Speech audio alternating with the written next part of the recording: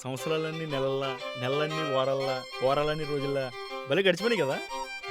నేను అడిగిందేంటి? నువ్వు చెప్తుందేంటి? హో! నువ్వు అడిగింది ఇది కదా!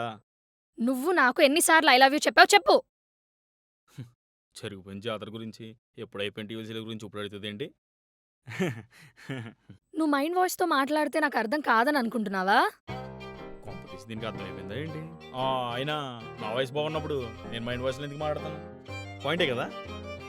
సంవత్సరాలన్నీ నెలల్లా, నెలలన్నీ వారాల్లా, వారాలన్నీ రోజుల్లా భలే గడిచిపోయినాయి కదా! నేను అడిగిందేంటి? నువ్వు చెప్తుందేంటి? హో! నువ్వు అడిగింది ఇది కదా!